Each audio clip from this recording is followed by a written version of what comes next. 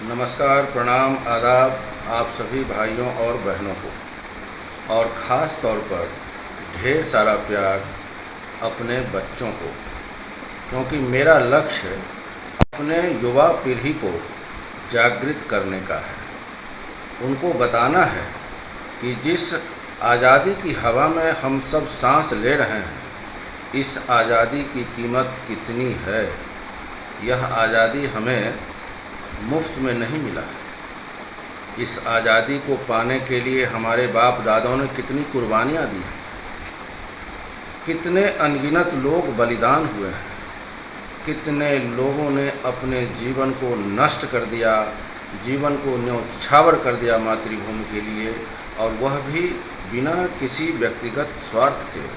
और तब जाकर लाखों लाख शहीद हुए हैं, लाखों घर बर्बाद हुए हैं, और तब जाकर हम लोगों को आज़ादी मिली है।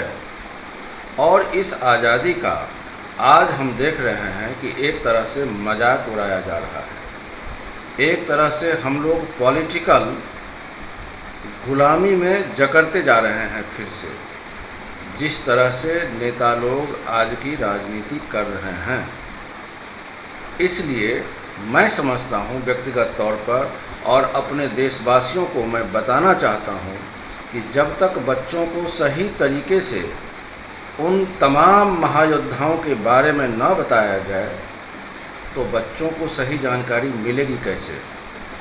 और यह एक हकीकत नहीं, दुर्भाग्य भी है कि हमारे राज्य में शिक्षा की व्यवस्था एकदम से बर्बाद कर दी गई है। बच्चों के अंदर राष्ट्र प्रेम को जगाने का काम होना चाहिए था, लेकिन जगाएगा कौन और क्यों जगाएगा। अगर वे जग गए, अगर उनको सही सही जानकारी मिल गई कि कैसे लोग समाज सेवी होने चाहिए, तो फिर इनकी सरकार नहीं बन पाएगी, ये लोग नेतागिरी नहीं कर पाएंगे। जी हाँ, आज मैं चर्चा करने वाला हूँ प्रथम स्वतंत्रता संग्राम जो 1857 में शुरू हुई थी, और हम सब जानते हैं कि मंगल पांडे साहब उसके सूत्रधार थे। कैसे उन्होंने ब्रिटिश अफसर्स, फौजी अफसर को, 2 फौजी अफसर को उन्होंने गोली मार दी थी और सिपाही विद्रोह का बिगुल बजा दिया था। ये तो सब हम लोग जान चुके हैं। लेकिन जो ही सिपाही विद्रोह होती है, त्यों ही बहुत सारे कैंट में सिपाही विद्रोह हो जाती है। जैसे दानापुर कैंट में भी सिपाही विद्रोह हो जाती है, रामगढ़ कैंट में सिपाही विद्रोह हो जाती है, बैरकपुर में तो होती ही है, मेरठ में होता है, कानपुर, लखनऊ, इलाहाबाद, झांसी और दिल्ली तक यह आग फैल जाती है, और देखते देखते यह क्रांति पूरे देश में फैल जाती है। अंग्रेज इतिहासकार बाबू कुंवर सिंह साहब के बारे में लिखते हैं, दर्ज है, ऑन रिकॉर्ड है, कि यह जो बूढ़ा राजपूत जिसकी उम्र 80 साल थी, अगर यह जवान होता तो जितनी बहादुरी और वीरता से इसने अंग्रेज़ों को कई बार खदेड़ दिया, तो शायद 1857 में ही अंग्रेज़ हमारे देश से खदेड़ दिए गए होते। यह बात अंग्रेज़ इतिहासकार ने ऑन रिकॉर्ड लिखा है बाबू वीर कुंवर सिंह साहब के बारे में। तो मैं आपको ये बताता हूँ कि बाबू वीर कुंवर सिंह साहब कितने बड़े योद्धा थे, कितने बड़े लड़ाकू थे, और अपने देश के लिए उन्होंने कितनी कुर्बानियाँ दी हैं। 80 साल की उम्र थी, याद करिए 80 साल। 80 साल का तो उम्र में लोग सोचता है कि अब हम मर जाएंगे, बिस्तर पर लेटे रहें तो बढ़िया है, आराम करने का मन होता है। लेकिन इस बहादुर वीर कुंवर सिंह, और इसलिए इन्हें शेरे बिहार कहा जाता है, इन्होंने अंग्रेज़ों के छक्के छुड़ा दिए। इन्होंने जितने बगावत किए हुए सैनिक थे, सबको इन्होंने नेतृत्व किया। इनके सेनापति थे मैकू सिंह, उनके साथ मिलकर इन्होंने सारे विद्रोही सेनाओं को नेतृत्व प्रदान करके अंग्रेज़ी हुकूमत की जड़ें हिला करके रख दी थी। अंग्रेज़ों के छक्के छुड़ा दिए थे अपने युद्ध कौशल से। ये इतने अच्छे सेना नायक थे, सेना का संचालन करते थे, और वो भी 80 साल के उम्र में। इनका जन्म 13 नवंबर 1777 ईस्वी में जगदीशपुर गांव में हुआ था। इनके माताजी का नाम रानी पंचतंत्र देवी, इनके माताजी का नाम रानी पंचरत्न देवी और पिताजी का नाम राजा साहबजादा सिंह था। ये अपने पिता और माता के सबसे बड़े संतान थे।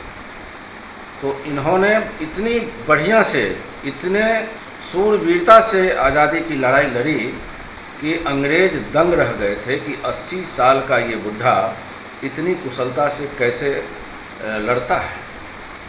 मैं आपको बताऊं कि इन्होंने पूरे भोजपुर इलाके को अंग्रेज़ों से जीत लिया, अंग्रेज़ों को खदेड़ दिया और काफ़ी समय तक पूरा भोजपुर का इलाका अंग्रेज़ों से मुक्त रखा।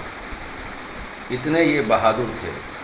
बाद में क्या हुआ कि अंग्रेज़ों ने आरा शहर पर आक्रमण कर दिया, और जिसके कारण बाबू कुंवर सिंह साहब और उनके सहयोगी जो थे अमर सिंह साहब, इनको जगदीशपुर की ओर जाना पड़ जाता है।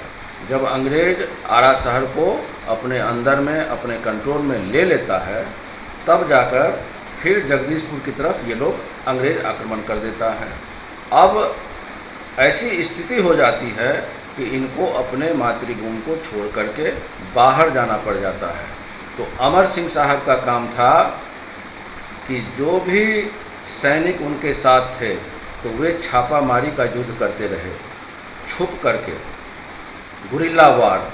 और बाबू कुंवर सिंह साहब जो रामगढ़ के जो विद्रोही सैनिक थे, उन सब को एक साथ लेकर के उन्होंने रीवा, बांदा, गोरखपुर, गाजीपुर, बनारस, बलिया, इन सब जगहों पर जाकर अंग्रेज़ों के खिलाफ विप्लव के नगारे बजाते रहे, विद्रोहियों को नेतृत्व करते रहे।